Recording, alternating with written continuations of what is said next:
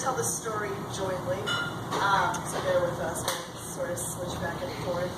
So for those of you who don't know us, we're probably best known for one, having the food truck. It's huge, it's black, it's got purple tires, you can't miss us. But we were on season 6, of the Great Food Truck Race.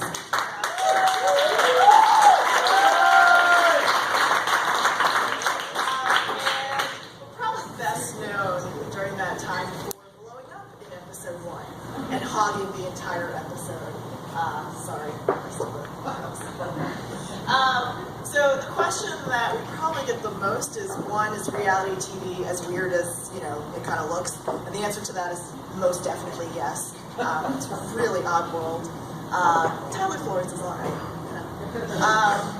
But the other question we get asked a lot is, so did you actually blow up in episode 1? Did they rig it to blow up? And no, they did not. They're not that mean. They're not, they're creating that much drama. And you can tell because the cameras weren't really ready for us to blow up, and they had to grab footage from everybody else who had their phones out, Snapchatting and Twittering that there's a truck that blew up on this highway. And then the next question is always, well, how did you guys, figure your way through it?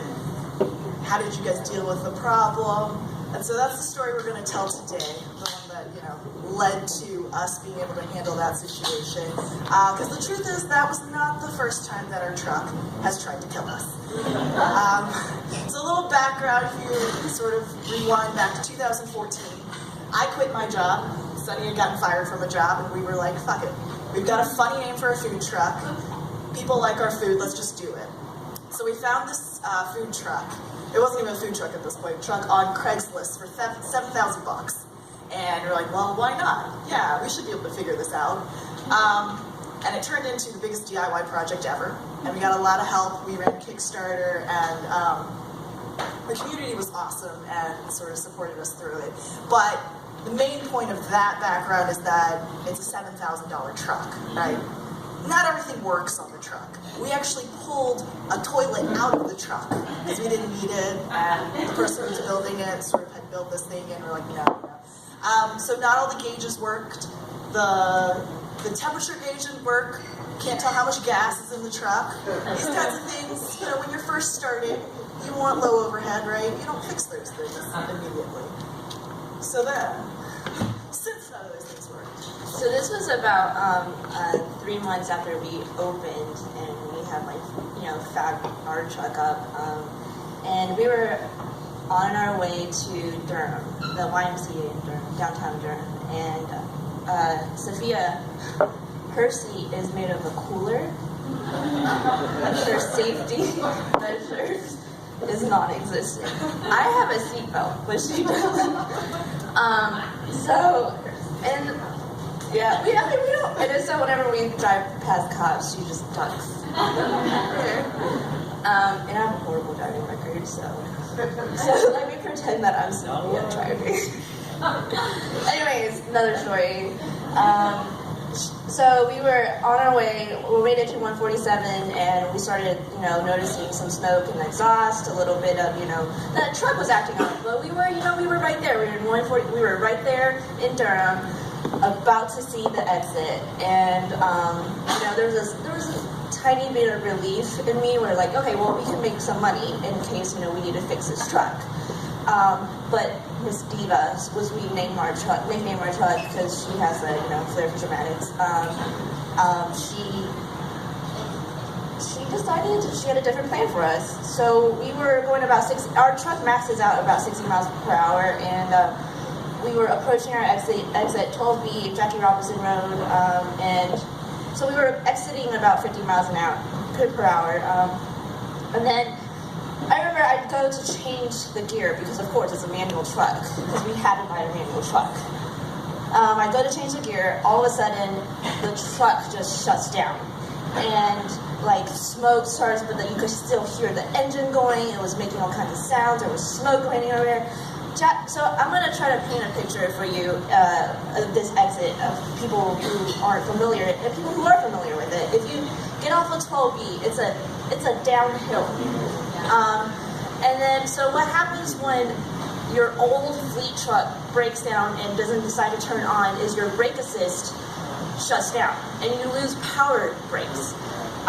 This is a 2-ton truck and I'm 125 pounds.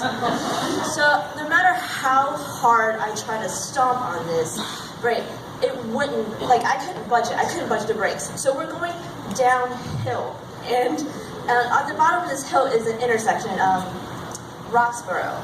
And then but there's this turn, and Sophia's yelling at me, what are you doing? Why can't we stop? She's like, we're literally a battering ram right now. We're going to kill someone. And so I was like, she's like, why don't we turn? Just turn. I was like, we're going like 50 miles an hour, and if I turn this sharp right now, I'm pretty sure I'm going to flip the truck. So I don't turn, and so what we do is, so this is my literal worst nightmare. Like I've had this dream so many times before. Like I can't press on the brakes, and let's see. So I don't turn. So my logic is that so the next intersection is up a hill to Mangum Street, and there's a stoplight there. So luckily, the bottom of the intersection was green. So the traffic has gone through and we have gone through it. So I was like, well, no, we're not going to turn, we're going to go straight. We're going to let gravity take its course and slow us down if we go up this hill. So what I don't take into account is we're going downhill and we're building momentum. And we were going 50 miles an hour at this point. So I don't know how fast we were going because the gauges are going crazy and I wasn't paying attention to that. I was trying to pay attention to what was in front of me, and then there was a red light at the top of the hill.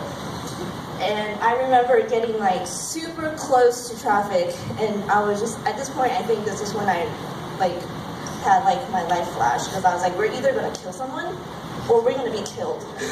And I mean, it's funny now, but